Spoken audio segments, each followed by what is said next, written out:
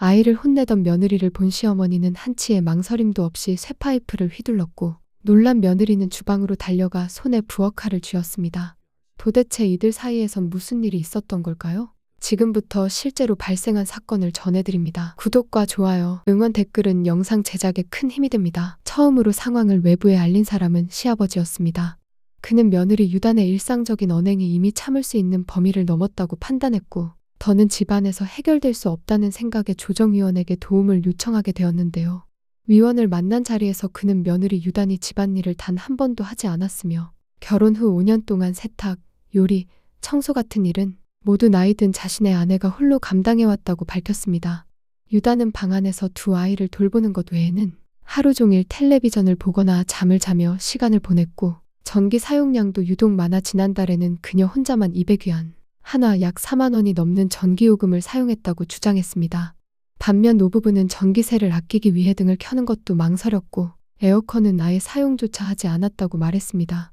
시아버지는 이처럼 반복되는 생활 속에서 유단의 목적이 애초부터 집안의 재산, 그 중에서도 철거 보상금을 노린 것이 아니었는지 의심하고 있었습니다. 조만간 집이 철거 대상에 포함될 예정이었고 그녀가 아들과 결혼한 것도 이러한 사실을 미리 알았기 때문이라고 했습니다.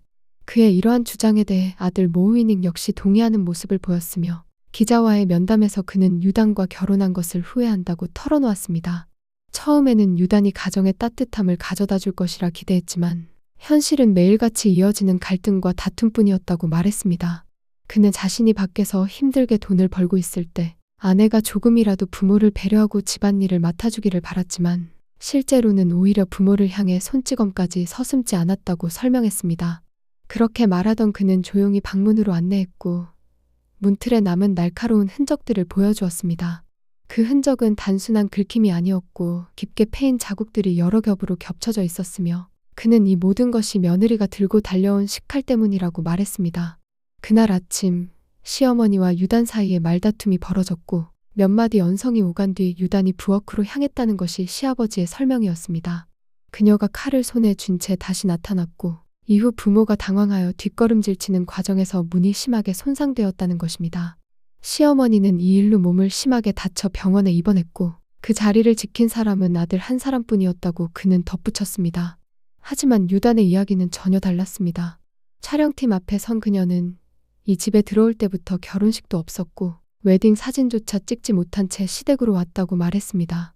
심지어 신혼집의 가구들도 전부 친정에서 가져온 것들이라고 했으며 남편의 집안 형편이 넉넉하지 않다는 사실을 이해했기에 그 어떤 불만도 가지지 않았다고 했습니다. 그녀는 결혼 후에도 사치라 부를 만한 소비는 한 번도 하지 않았고 명절에도 스스로를 위해 새 옷 하나 마련하지 않았을 만큼 생활을 아꼈다고 설명했습니다. 그러나 아이를 낳은 뒤 상황은 더욱 어려워졌습니다. 시부모는 손주의 분유값조차 내지 않으려 했고 그로 인해 그녀는 아이의 생계를 위해 다시 친정에 손을 벌려야 했습니다. 일을 나갈 수도 없었던 상황에서 두 아이를 혼자 돌보는 일상은 고됐고 하지만 시댁에서는 그런 사정을 이해하기보다는 게으르다고만 여겼습니다. 시어머니는 방에서 TV를 보거나 핸드폰만 들여다보는 며느리의 모습을 지켜보며 이 집안에 어떤 책임도 지지 않는 사람이라고 여겼습니다. 그녀의 눈에는 집안의 경제적 부담이 오롯이 아들에게만 지워지고 있었고 며느리는 그 속에서 아무런 역할도 하지 않은 채 무기력하게 산다고 판단했던 것이었죠. 그래서일까 며느리에게 향하는 시어머니의 시선에는 늘 날이 서 있었고 작은 행동 하나에도 쉽게 언성을 높이거나 날 선말이 오갔습니다. 이처럼 시어머니와 며느리 사이의 갈등이 점점 깊어지는 동안 가장 중간에서 균형을 잡아야 할 남편 모우이닝은 매번 어머니 편을 들었습니다.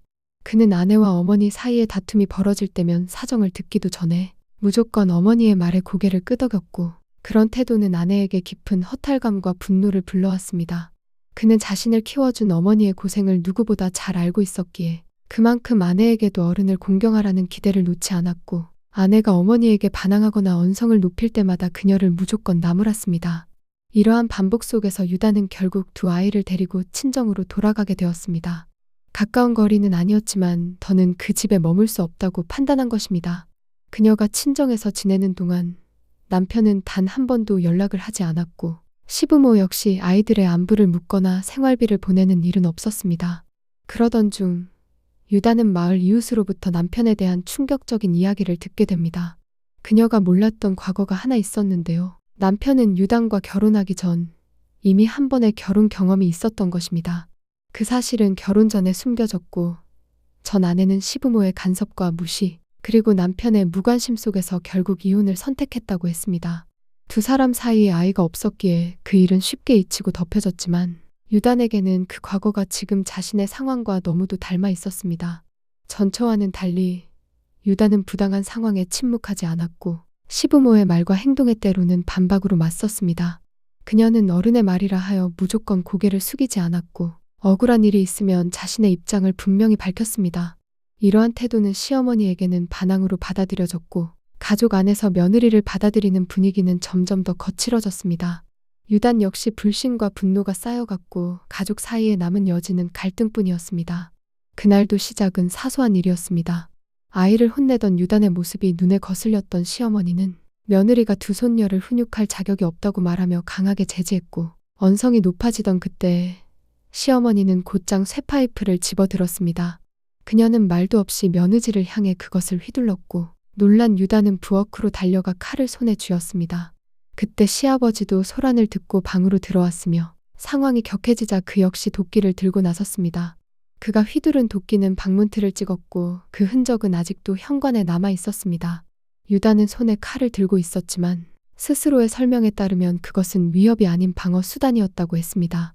그녀는 시부모에게 해를 끼칠 생각은 전혀 없었으며 다만 자신과 아이들을 지키기 위해 반사적으로 잡은 것이라고 말했습니다. 하지만 충돌은 이미 피할 수 없었습니다. 시어머니는 유단을 쫓아가던 중 갑자기 발을 헛디뎠고 그대로 하수구 쪽으로 넘어지며 크게 다치게 됩니다.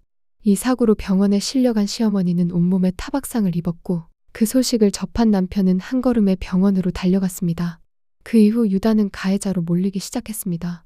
하지만 며느리 오히려 자신의 몸에 남은 상처를 직접 보여주며 그날의 상황을 다시 설명했습니다. 그녀는 조용히 옷자락을 들쳐 자신의 옆구리를 드러냈고 푸르게 멍든 피부는 단순한 말로는 설명되지 않을 정도로 선명했습니다.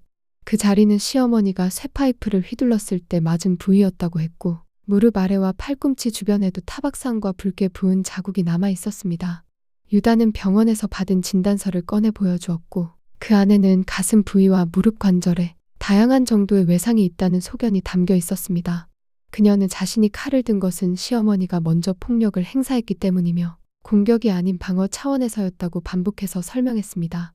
시어머니가 넘어진 것도 자신이 밀어서가 아니라 쫓아오다 스스로 중심을 잃고 하수구에 빠진 것이라고 말했습니다. 그러나 시어머니는 여전히 유단이 자신을 다치게 했다고 주장했고 시아버지와 남편 모두 이 말에 무게를 실으며 유단의 태도를 비난하는 데 집중하고 있었습니다. 기자는 이들의 말이 엇갈리는 상황 속에서 사건의 실체를 확인하기 위해 마을 주민들을 찾아갔습니다. 주민들 가운데 일부는 유단과 평소 말을 나눈 적은 없지만 그날 있었던 일은 또렷이 기억한다고 말했습니다. 당시 시어머니가 며느리를 향해 먼저 소리쳤고 집안에서 쇠붙이를 들고 따라가는 모습까지 직접 목격했다고 했습니다. 한 주민은 며느리가 자주 마을 어귀에서 울고 있는 모습을 봤다고도 말했으며 그녀가 문제를 일으키는 사람으로 보이지는 않았다고 조심스럽게 덧붙였습니다. 이웃들의 말을 종합한 기자는 사건의 시작점이 시어머니의 행동이었음을 확인할 수 있었습니다. 부상의 원인도 며느리의 물리적 행위가 아닌 우발적인 사고였다는 데 무게가 실리기 시작했습니다. 하지만 남편 모우위닝은 이런 이야기에 귀를 기울이지 않았고 어머니가 입원한 사실만으로도 아내를 용서할 수 없다고 말했습니다. 결국 마을 위원회의 조정이 다시 열렸고 두 사람은 또 한 번 얼굴을 마주하게 되었습니다. 남편, 시부모, 유단이 한자리에 앉은 조정 테이블 위에는 그동안 쌓여온 말들과 오해 그리고 무너진 신뢰가 고스란히 펼쳐져 있었습니다. 처음 입을 연 쪽은 시어머니였습니다. 그녀는 여전히 유단이 게으르고 버릇없다고 말하며 그 집에 들어온 날부터 이 가정에 조화를 가져오지 못했다고 지적했습니다. 시아버지 역시 같은 맥락에서 며느리가 자신과 아내를 무시했고 결혼 이후 단 한 번도 어른으로 존중받는 느낌을 받지 못했다고 했습니다. 모우이닝은 그런 부모의 말을 끊지 않았고 도리어 맞장구를 치며 아내가 어머니에게 손찌검한 일을 거론했습니다. 그는 아무리 억울한 일이 있었다 해도 며느리가 어머니에게 손을 들었다는 사실 하나만으로도 더 이상 이 가정을 유지할 수 없다고 말했습니다. 하지만 유다는 조정 내내 말을 아꼈습니다. 침묵 속에 앉아있던 그녀는 끝내 단 한마디 해명을 하지 않았고 그 얼굴에는 피로와 냉소가 동시에 엉켜 있었습니다. 그녀는 이미 오랜 시간 동안 말로 설명해왔고 그 설명이 번번이 무시당해온 과정을 통해 더 이상 언어로는 자신을 증명할 수 없다는 것을 깨달은 듯 보였습니다. 그 모습을 지켜보던 마을 위원은 더 이상 참지 못한 듯 남편에게 목소리를 높였습니다. 누가 먼저 잘못했는지를 따지기에 앞서 왜 아내가 이렇게까지 무너졌는지를 돌아보지 않느냐며 모우이닝이 늘 어머니 편에만 서며 상황을 악화시킨 당사자임을 지적했습니다. 시어머니가 다친 것은 우발적인 사고였고 마을 사람들 누구도 며느리가 그 상황을 의도적으로 만들었다고는 보지 않았다고 강조했습니다. 그 말을 들은 모우이닝은 처음으로 고개를 숙였습니다. 그는 떨리는 목소리로 자신이 아내의 입장을 생각하지 못한 것을 후회한다고 말했고 이제라도 다시 관계를 회복할 수 있기를 바란다고 했습니다. 그러나 유다는 고개를 들지 않았습니다. 유다는 천천히 숨을 들이쉬고 오랜 침묵 끝에 조용히 입을 열었습니다. 그녀는 마을 위원도 남편도 시부모도 아닌 자신을 향해 말하는 듯한 목소리로 지금까지의 모든 시간을 되짚었습니다. 처음부터 이해하려 했고 받아들이려 했으며 무리한 기대조차 내려놓았다고 했습니다. 결혼식이 없었던 것도 친정에서 가져온 가구로 신혼집을 채운 것도 그저 형편 때문이라 생각하며 넘어갔고 아이 둘을 돌보는 동안 시댁에서 아무런 도움을 주지 않아도 견뎠다고 말했습니다. 하지만 어떤 순간에도 자신의 존재는 존중받지 못했고 말을 해도 들리지 않았으며 맞서면 버릇없다며 피하면 무책임하다며 손가락질을 받았다고 했습니다. 그녀는 남편의 변명을 조용히 들었고 시어머니의 고발도 받아들였습니다. 그러나 이제는 더 이상 자신을 희생하며 가정을 지켜야 한다는 책임감조차 무의미해졌다고 했습니다. 남편이 진심으로 잘못을 느낀다고 해도 그 감정은 너무 늦었고 그 사이 멀어진 마음은 다시 돌아올 수 없다고 말했습니다. 조정 자리에 있던 모두가 말없이 그 말을 들었고 침묵은 길게 이어졌습니다. 모우이닝은 눈앞에 있는 아내가 더 이상 돌아올 수 없는 거리의 사람처럼 느껴졌고 시어머니는 입술을 깨문 채 시선을 돌렸습니다. 유다는 마지막으로 고개를 들어 담담한 목소리로 말했습니다. 이제는 각자의 길을 가야 한다고. 가정이란 이름 아래 누구도 억압받아서는 안 된다고. 그녀는 조정 테이블을 조용히 떠났고 남겨진 가족들은 아무 말도 하지 못한 채 그 자리에 앉아 있었습니다. 그리고 잠시 뒤 조정위원은 유단의 결정을 받아들이겠다는 뜻을 밝혔습니다. 조정은 그렇게 마무리되었고 긴 시간 이어졌던 갈등은 한 사람의 단호한 퇴장으로 끝을 맺게 되었습니다. 그날 이후 유다는 다시는 그 집으로 돌아가지 않았습니다. 이웃 주민들 사이에서는 한동안 그 집의 정적이 화제가 되었고 텅 빈 방 안을 향한 시어머니의 시선은 자주 창밖으로 흘러갔습니다. 남편 모우이닝은 일을 다녀오고도 문 앞에 오래 머물렀으며 그 문을 열고 들어오는 사람이 다시 나타나지 않을 것을 알고 있었습니다. 유다는 아이들과 함께 친정에 머물며 조용히 지냈고 그녀가 따로 소란을 일으키거나 상대를 비난하는 일은 없었습니다. 다만 그 얼굴에서 지난 시절의 흔적은 쉽게 사라지지 않았고 표정보다 더 많은 말을 담고 있는 눈빛은 오히려 주변 사람들의 마음을 무겁게 했습니다. 시어머니는 여전히 유단에 대한 불만을 가까운 이웃에게 털어놓곤 했지만 이제는 그 이야기를 고지고대로 받아들이는 사람은 많지 않았습니다. 한마을 주민은 처음에는 유단이 성격이 센 사람이라 생각했지만 오랜 시간을 지켜보니 오히려 시부모가 더 자주 말끝을 세우고 사소한 일에도 꾸짖음을 반복해왔다고 말했습니다. 다른 주민도 유단이 말을 아끼는 사람이었다며 그녀가 먼저 나서서 큰 소리를 낸 적은 단 한 번도 없었다고 회상했습니다. 마을 위원회는 조정이 끝난 뒤에도 몇 차례 안부를 묻기 위해 양측을 찾아갔고 특히 유단의 심경 변화나 생활 상태에 대해 조심스럽게 살폈습니다. 그러나 그녀는 별다른 말을 하지 않았고 마을 회관에서 진행된 간단한 서류 절차를 끝으로 부부는 법적 절차 없이 자연스럽게 각자의 길을 걷게 되었습니다. 이 사건은 단순한 가정 갈등으로 시작되었지만 그 속에는 오랜 시간 말하지 못한 감정과 한 사람의 존엄이 얼마나 쉽게 무시될 수 있는지를 보여주는 긴 흐름이 숨어 있었습니다.